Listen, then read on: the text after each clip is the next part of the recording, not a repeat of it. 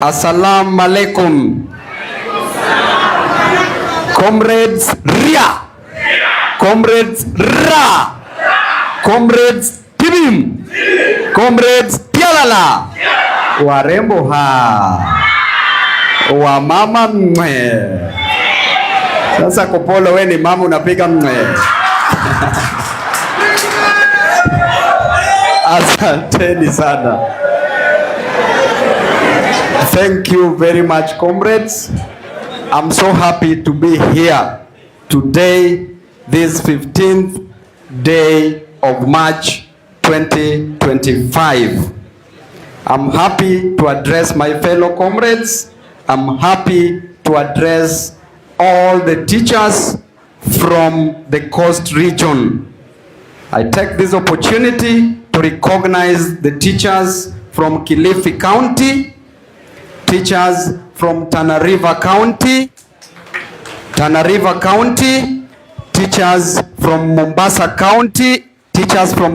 County, and teachers across the country. All the teachers are all comrades. And during our tenure, Fikirini will tell you, Obondo will tell you, Beast will tell you, other student leaders who are here will tell you, and you will tell yourselves because you are there. We used to say that in the comradeship constitution, rule number 1, a comrade is always right. Rule number 2, a comrade is never wrong. Rule number 3, if rule number 2 fails to apply, refer to rule number which states that a comrade is always right. Thank you so much. Mheshimiwa Amina Mnyanzi, I'm so happy you've made me come back to Malindi constituency. We were with Mheshimiwa during the presidential campaign when we wanted Baba Raila Amolo Odinga to be the president of the Republic of Kenya. Na leo tena nimerudi hapa siku hii na nina furaha sana mheshimiwa. The work that you are doing in Malindi constituency is amazing. I've witnessed today, mheshimiwa, as we speak, most of his constituents are being given foodstuffs at Tawid Girls. Ain't that a good work? Mheshimiwa, you are doing an amazing work. Within Parliament, Mheshimiwa is very active, contributing to bills, contributing to motions. Mheshimiwa is knocking doors day in, day out, working in various departments, various parastatals, talking to directors general to ensure that service is brought to Malindi constituency. Siyo ni kazi nzuri jamani? Huyu mheshimiwa jinsi vile nyuso yake ina urembo, hivyo ndivyo roho yake iko. Roho pia ni mrembo. Kwa hivyo ninawaomba wale wa Malindi constituency, fanyeni kazi chini ya Mtafanya kazi chini ya mama? Naona wengine wanafikiria vibaya hapo. Ama mama afanye kazi mfanye kazi chini yake ama afanye kazi chini yenyu? Uzuri mama akiwa juu, si unasikia vizuri zaidi?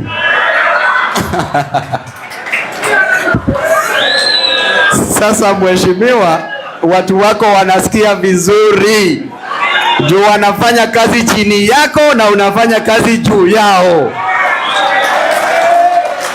Asante sana. Comrade Fikirini, this comrade ameona mengi sana.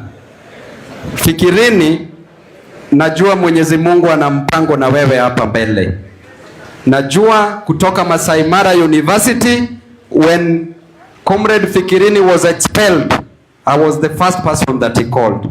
Nikamwambia, comrade, some of these older guys might not understand what we are fighting for. And the Vice Chancellor, after we talked with him, he refused that comrade had to be expelled. But that was not the end of the journey. You remember the story of Joseph in the Bible, when Joseph was sold by his brothers after dreaming that he would lead over his brothers. But where he was being sold, that is where Joseph was going to fulfill his dreams. But on the day that he was being sold, he knew that the world had ended. But comrade, I know that hapa mbele Allah Mwenyezi Mungu atafungua njia.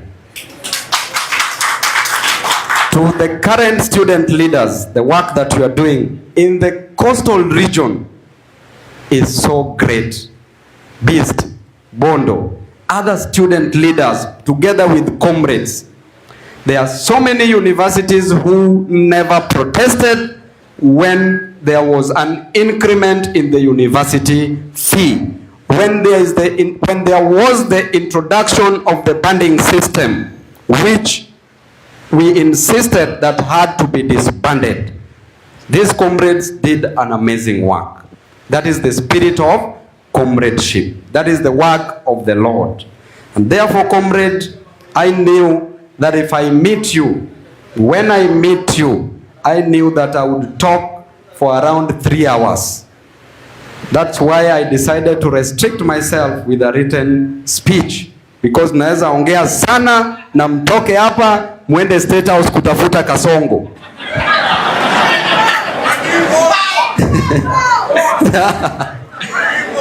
Madimples, yule ni mawama garbage.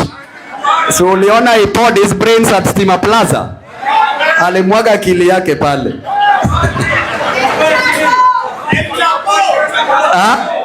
El Chapo. Mambo iko mengi. Masandio machache. Thank you, comrades, teachers, ladies and gentlemen. Good afternoon. What a wonderful opportunity to speak to teachers today. Thank you for inviting me to this amazing occasion. A teacher affects eternity. They can never tell where their influence stops. How true that is. Since kindergarten to the university, teachers continuously impacted my life. And to date, teachers continue to shape my perspective, challenge my thinking, and impart knowledge to me. I am a living testimony of the work of teachers.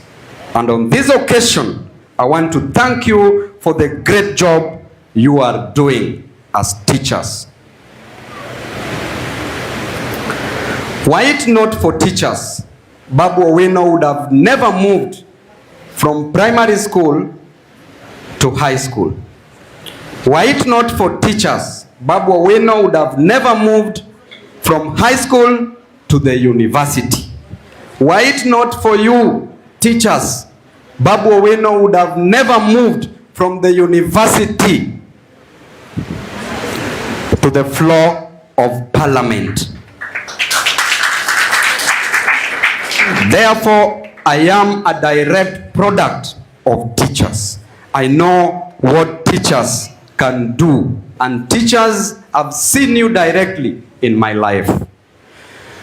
With all this that teachers have done to this great nation, teachers are one of the people who are suffering the most in this country. Teachers have trained doctors, yet they earn little than the doctors. Teachers have trained engineers, yet they earn less than the engineers. Teachers have trained actuaries like myself and an advocate like myself, yet they earn less than us. Teachers have trained businessmen and women in this country, yet they earn less than them. Teachers have trained even thieves in this country.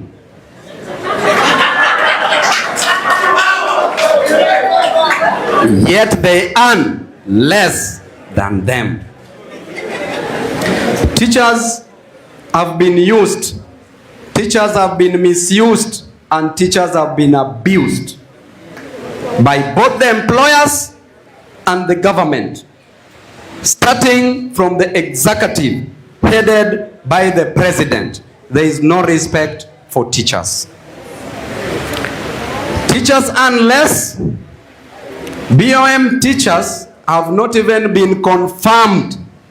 They are just employed by the board of management. Thousands of teachers in this country have not been employed. Up to date, teachers who graduated 15 years ago, 10 years ago, 5 years ago, 1 year ago, have not been employed. Teachers are soon retiring before getting employment. Yet, we have an independent body that should be employing teachers annually. Teachers play a critical role in the lives of Kenyans. You are parents to the children that we sire. You spend time from 8 a.m. all the way to 6 p.m. in schools, babysitting our children, bringing up our children. Yet you are still not being given the respect that you deserve. So much disrespect to our teachers. Therefore, there are many things that teachers do. Allow me to share 3 with you today. 1, a teacher can make you or break you. I want to share a story when I was at Kisumu Boys High School. And during that period, thanks to Mr. Ondeko, who was my mathematics teacher, he used to give me an opportunity to teach maths. He was my teacher from Form 1 to Form 4. He gave me an opportunity because he believed in me, made me have passion in education, in mathematics, and taught my classmates from Form 1 to Form 4. Na kama wananiona, wananisikiza, try to dispute that, nitasema results zako venye likuwa. Teachers made me be motivated because they believed in me and they believed that I would be someone in life. My chemistry teacher, Mr. Milungu, believed in me so much. That's why I'm here, where I am today, and also taught my classmates chemistry. My accounting teacher believed in me so much. That's why I'm here today. And that's why he gave me an opportunity to teach my classmates in high school accounting as a subject. On the other hand, a teacher can break you. I also had one teacher that I will not mention for his own security purposes, because my supporters might be so annoyed. But this teacher was very cruel. The teacher was cruel at us, at me. The teacher was teaching us geography. And in Form 2, I dropped geography because of this teacher. Geography that I loved. When the teacher was teaching us different types of rocks, the sedimentary rock, the igneous rocks, and the metamorphic rocks. That is how much I loved geography. But this teacher saw me talking to my classmate and told me to stand on top of a desk. And for 45 minutes, I stood there as he was teaching us geography. From that day, I never went back to that class, and I told that teacher, hiyo geography ni yako, kaa nayo, nimekuachia. Mwalimu wa geography hapa ni wapi? Mwalimu wa geography hapa ni wapi? So a teacher can make you and a teacher can break you. I would advise our teachers who are here today, these children that we have, you love them so much. That's why you are spending your time from morning to evening to train them. That's why you are treating them like your own children. Maybe that teacher didn't know what to do as at that time. Maybe he knew that doing that would make Babu Owino more disciplined and follow what he was supposed to teach. Maybe he did not know what he was doing. Therefore, teachers, before a student can love your subject, let that student love you first. When a student loves you as a teacher, the student will work hard, will try so much, will not want to disappoint you first before they disappoint themselves. Therefore, try whatever you can do. Wacha mwanafunzi akupende, akufeel. Use all means necessary. You never know where that student will go, and that student will never forget about you. But ukiingianga kwa class na we ni mkali, umeweka sura ndimu na mwanafunzi haelewi subject vizuri, huyo mwanafunzi atakuogopa. Akikuogopa, ataogopa hiyo subject ambayo unafundisha. And the greatest success of a teacher is not the salary that the teacher earns. It's the success of a student. The greatest success of a teacher is to see a student succeed. And in this world, whether you are a professor or you are in whichever profession or you are Kasongo today, if you meet your teacher, you become loyal to that teacher instantly. And even you teachers, if you remember your teachers from primary school to high school to university, and when you meet them today, you find yourself just being automatically loyal to that teacher. That is the impact a teacher can create in the life of a student. A teacher can comfort you, or a teacher can condemn you. A teacher has capacity to comfort you journey by sharing words of comfort, walking with you and encouraging you. But a teacher can also condemn you to the bottomless pit of failure, misery, and academic oblivion. And we said that oblivion is the entombment of the unworthy into their own dust of nothingness. So imagine where you can take a student.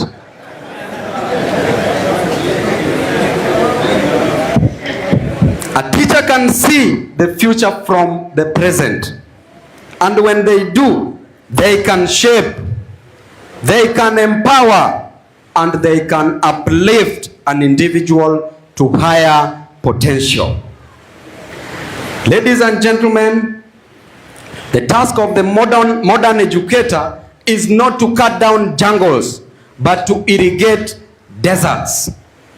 And when deserts are educated, the soil of the mind become fertile and ready to produce 30-fold, produce 50-fold, and produce 100-fold. We must see potential in every child to change, innovate, and invent, because the power of education is change. Not confused innovation of a machine that can make 1 million chapatis. No. But capacity to grow and change the environment, nation, and the world.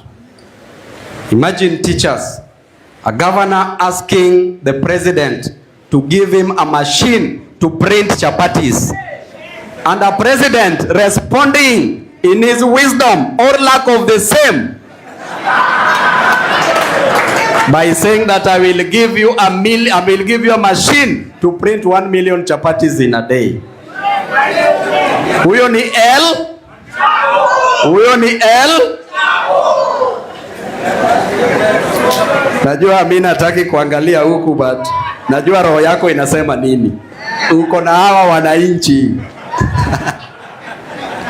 Ladies and gentlemen, education is the only thing that cannot be stolen from you.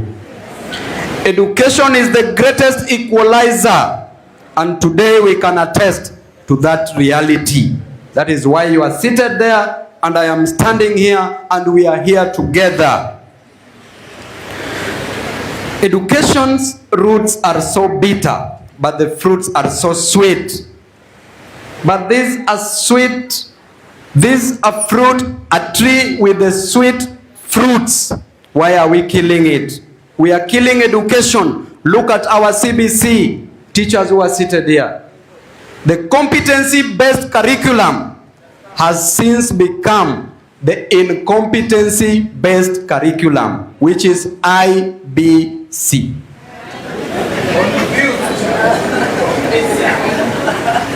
The CBC has failed, if you ask me. No proper infrastructure for CBC. We are using our children as control experiments. One teacher at the junior secondary school is teaching 5 to 9 learning areas, subjects, while the teachers who are seated here will tell you today that they went to the university to only learn how to teach 2 learning areas, 2 subjects.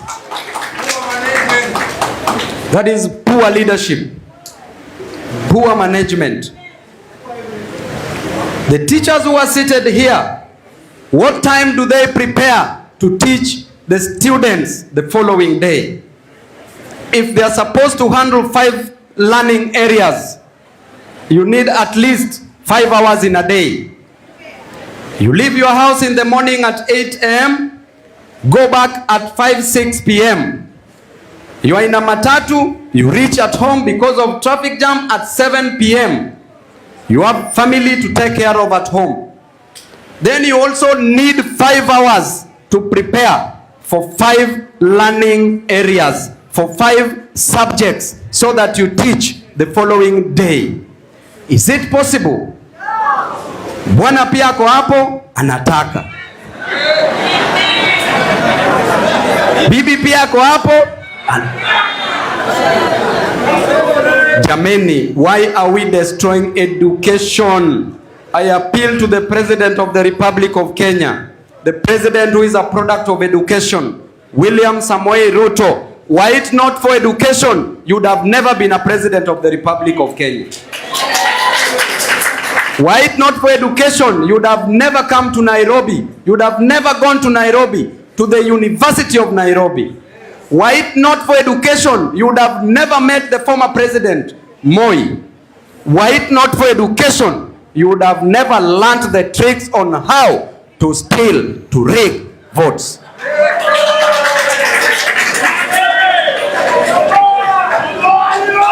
Therefore, respect education. In 1987, while you were at the great university, the University of Nairobi, Bwana President, you used to receive what we call boom. Boom was like a grant. You were given an opportunity to study for free at the university. Right now, you have introduced a new funding model. We come to the university, we come back to the CBC, no proper infrastructure, no enough classrooms, no enough laboratories. The ratio of teacher-student in this country presently is so wanting. This is conduct and becoming of the leadership of this nation. Both a professional misconduct and unprofessional conduct of the President of the Republic of Kenya. Why? Because during our time, during your time as comrades, the ratio of teacher-student used to be 1 to 40 or 1 to 45. Now the ratio of teacher-student is 1 to 90 or 1 to 120 in other densely populated areas. How will a teacher impact the life of this student. It is so desirable, but not practical. If you come to the university level, you introduce a new funding model where you put students in different bands. You say that those who are rich shall pay more. But I'm reminded when I look at the law of succession, when I look at the law in this country, that the moment you attain the age of majority, you cease being the responsibility of your parent. True or false? The moment you attain the age 18 years and above, you are not your parents' responsibility. You are an adult, and therefore, it is only by the wish of the parent to educate you as his or her child. Therefore, any student attaining the age of 18 years has never been employed. Therefore, has no money. Therefore, you cannot discriminate on this student based on money matters. It is only through the law of succession that a student can be rich. Only if your parent was rich. Only if you succeeded to inherit, to get some property from your parent. But how many are there in this country for you to pay your fees? For those of us who inherited a bicycle and only our father's shirts, what will you do? Then you introduce the new funding model, and you tell us that me as the president, I studied for free, and you as a student, I want you to suffer. Je, hii ni ungwana? Walimu, hii ni ungwana? You who are seated here, teachers, you have children. Some are in universities. Some will join universities very soon. You are earning 17,000 Kenya shillings. You are earning less than 30,000 Kenya shillings. How will you educate your children in this nation? The new funding model, we are told that if you don't have money, education becomes a preserve of the rich. An opportunity that gave His Excellency the President to be where he is today. A parent has sold all the cows in the homestead. A parent has sold all the parcels of land that they have, if they have. Parents are doing odd jobs, selling mboga, washing clothes for people, selling changa like my own mother, just to get fees. A child is sent away for fees from high school, only for 9,000 for the scholars. But this parent has never and can never get that 9,000 to take this child to school. This parent has never touched 10,000 at once in a year. This child is sent for 9,000, stays at home for a whole year. Then you tell this parent that you have to pay 300,000 Kenya shillings. What are we doing? The moment the president became the president, I knew that this man would serve Kenyans because of his background. Because alilelewa akiuza kuku. Alilelewa akiuza mayai. What happened, Mr. President? Where did you lose it? What is happening? Then you want Babu Owino to support you. Hata uchukue kamba uingize kwa shingo, haina shida. If you do the right thing, I will support you. Today, if you make education free from primary school to high school to university, tomorrow I will support you without telling me anything. Mr. President, you must change. There's a reason why God made you the President of the Republic of Kenya. So you must change. And when you are reminded that one day you will die by being put in the coffin, you don't need to kill those people. Everybody will die. Babu Owino here will die. The question is, after you have died to everybody, what will you be remembered for? Let us do the right thing, because it is the right thing that we are supposed to do as leaders. So we agree that if you do the right thing today, Mr. President, tomorrow I will be your first supporter and I will blog for you for free if you do the right thing. Kenyans are suffering. There is she and there is sha. Shisha. Kenyans have smoked it. There is no more lungs to hold the smoke, and Kenyans are getting cancer as a result of shisha. So therefore, Mr. President, we will tell you whether you like it or not.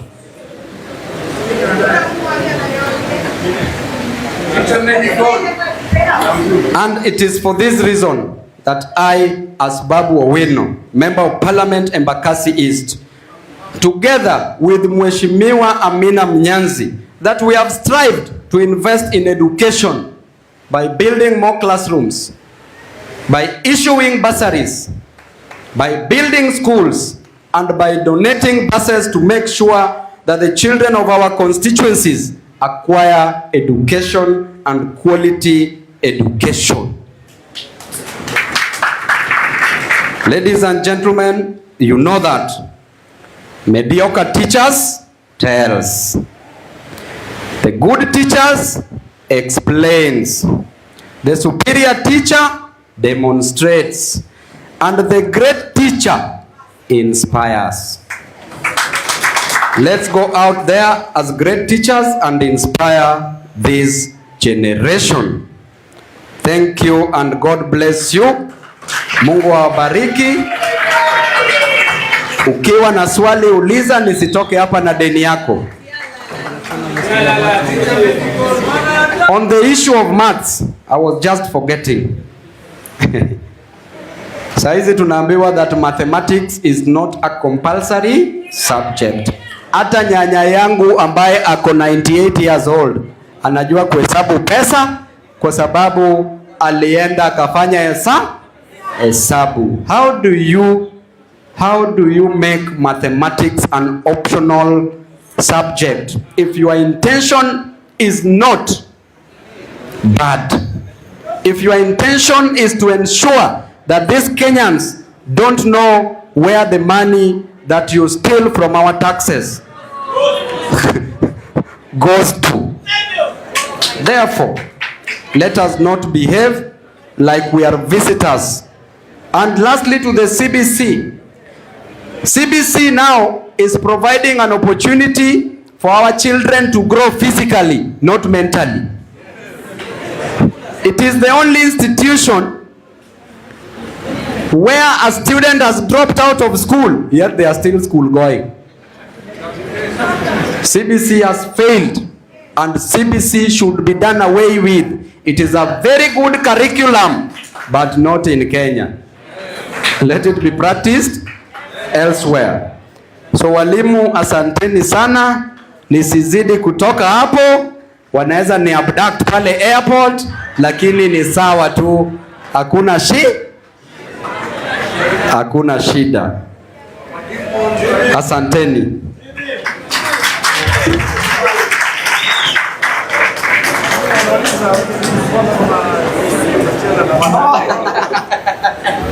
Mheshimiwa ameniambia ni